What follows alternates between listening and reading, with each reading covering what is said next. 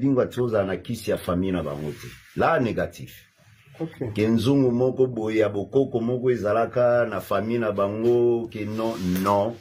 Frédéric Kisani. Yokanga papa. Lobiso ba kacher nyonso ya Afrique. Oetami RDC. C'est notre Dieu, c'est lui. Tu comprends? Okay. Donc Nzambe na biso yewana. Alors tant on a zolo ba mutako contredire azati. Alors eloko ni sko ko salema. Tango eko pesa ampleur wana. Tata batu, mwana batu, lekia batu, azalaka na ye boxer. Andimi. Tango animi ba memi na bisika oyo ba memakiye, on a fait des cérémonies. Alors bakunda 24 mitou ya tabana tous les 24 communes. Ah bon? Et par là, nde omoni vie à côté ça babiloko na yo na tango ekoti et fandi. Après cela nde edingwe abandaki ba recherche na ye privé. Olandi na ba recherche privé na ye tango eko sala nde yaki kotondisa ye akoma edingwe. Ozolanda maman. Moi je suis de Congo central bakolo mbengu maiwa. Nde yaki kosala to eko fanda na vie. Kache zalaka na ampleur te na kati ya monde ya Congo oyo. Ba vie na biso ya kala ba vie mbi ya vanga ba kelekele nde bakenda kokota ba maison na bango. Nde ba ebisi bango po kache zo ampleur fo luka mutu moko a sacrifier vie na ye pona kache. Parlando, donc, c'est-à-dire, place na peso souk, si soga zala edingwe, eza ponda baninga na ye, bakacher. Okay. Eza te kenzungu moko ya tata mwasi na bango, e utaka de gauche à droite, ba pesaka ye, nenge tokomi komona batu mususu bolo baka kenzungu na biso ya famille etika bon négatif.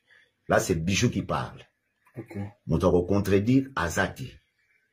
Et na sa awa na kati ya résidence. Tu vois la chambre vieille encore. Tu vois les photos là, tu as une photo. Tu vois l'image. Là, c'est Dingwe avec son épouse, Amissi. Ok. Voilà. Et au Kachero, il y a des bosseux Dingwe Binissa la fina. Ok. Omoni, Bamagambo et Toroi Koloba de gauche à droite. Mingi à Koloba, Toroi Koloba, mais ils ont mon maté. Via Koufi. Oui, gouvernement, basali musala na bango, bravo. Pour réalité et spiritualité, le gouvernement va bien monter. Tu vois, va bien le mon côté, bango basali ka musala na bango. Bravo na ministre, ouais, c'est bon. Expédié vie à Kende.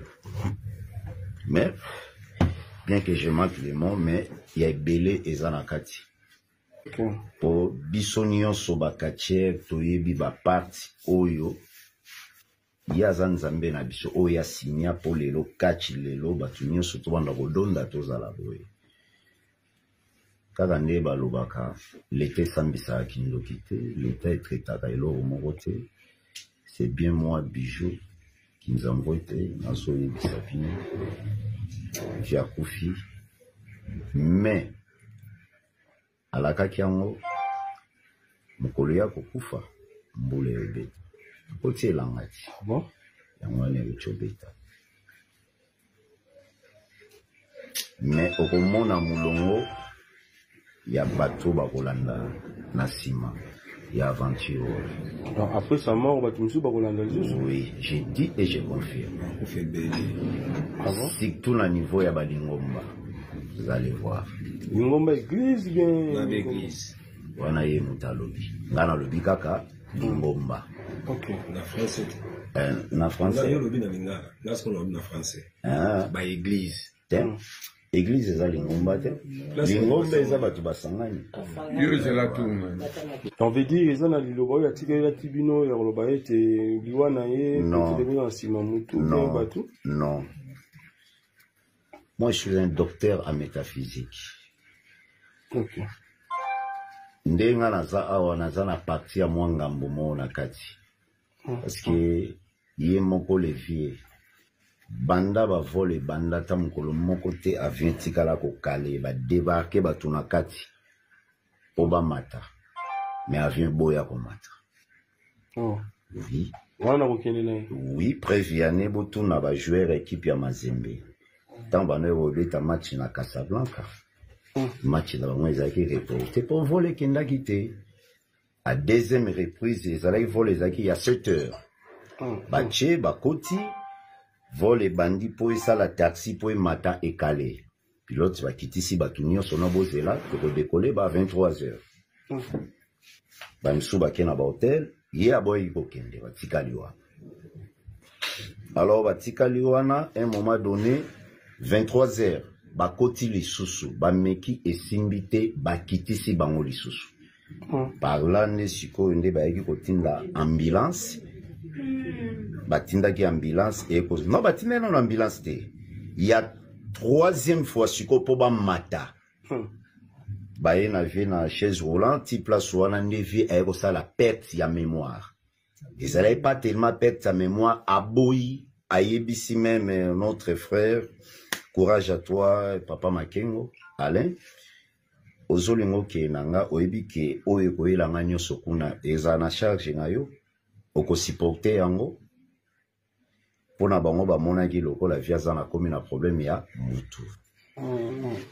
Mama na biso amisa ye place wana azipole mata nde amisa zoi courage abenga na téléphone nga bi alors sikoyo indisposé siko batu nyonso bazali na kati ya vol. Si on va la kaka mutu moko à kota po ba kende po ba ça déjà 2 jours na aéroport. Alors il commis débat donc ezaki scandale. Oui, aboya ki na motema moko. Amisi tango bengi nga na zui téléphone abi kende pe sa vie chele na litoi. Nga siko na bandi koko sa vie kota na kati nga na za déjà na kati. Il vient répondre nga ate eloko te. Le vieux a refusé totalement.